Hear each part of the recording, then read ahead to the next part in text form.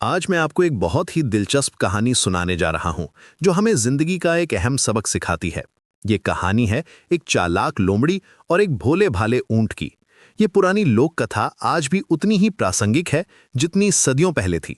एक बार की बात है, एक जंगल में एक लोमड़ी और एक ऊंट में गहरी दोस्ती हो गई। दोनों साथ में खेलते, घूमते और अपना समय बिताते थे। वे एक दूसरे पर भरोसा करते थे और हमेशा साथ रहते थे। एक दिन लोमड़ी के मन में एक शैतानी आई। उसने ऊंट से कहा, अरे दोस्त, नदी के उस पार एक खेत में बहुत ही मीठे और रसीले गन्ने लगे हैं। मैंने सुना है कि वे इतने स्वादिष्ट हैं कि एक बार खाने के बाद भूलना मुश्किल हो जाता है। चलो चलकर मजा लेते हैं। ऊंट का मन भी ललचा गया और वो तुरंत मान गया। ऊंट ने लोमड़ी को अपनी पीठ पर बिठाया और धीरे धीरे नदी पार करने लगा। पानी गहरा था और तेज धारा बह रही थी, लेकिन ऊंट के लंबे पैरों के लिए ये कोई बड़ी बात नहीं थी। उसने सावधानी से कदम रखे और जल्दी ही वे दोनों गन्ने के खेत में पहुंच गए। खेत में पहुंचकर दोनों दोस्तों ने गन्नों की दावत शुरू कर दी। ऊंट धीरे धीरे और आराम से गन्ने चबा रहा था, हर टुकड़े का स्वाद लेते हुए।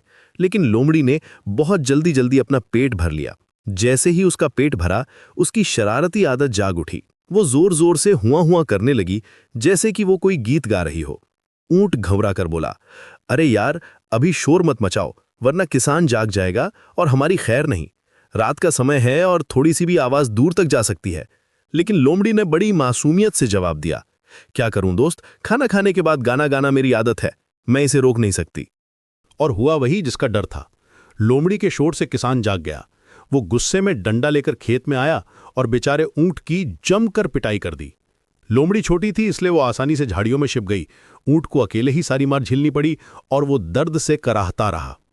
किसान के जाने के बाद दोनों दोस्त वापस नदी की तरफ चले। ऊंट अभी भी दर्द में था, लेकिन कुछ नहीं कहा। लोमड़ी फिर से ऊंट की पीठ पर बैठ गई। जब वे नदी के बीचों बीच पहुंचे, जहां पानी सबसे गहरा था, तब ऊंट रुक गया।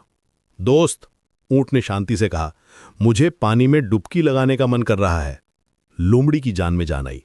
वो घबरा कर चिल्लाई, नहीं नहीं, ऐसा बिल्कुल मत करना, मैं तो डूब जाऊंगी, मुझे तैरना नहीं आता। ऊंट ने बड़े आराम से बिल्कुल वैसे ही जवाब दिया जैसे लोमड़ी ने दिया था, क्या करूं दोस्त, भारी पिटाई खाने के बाद पानी में डुबकी लगाना मेरी आदत है। ये कहकर ऊंट ने पानी में डुबकी लगा दी। चालाक लोमड़ी फिसलकर गहरे पानी में गिर गई।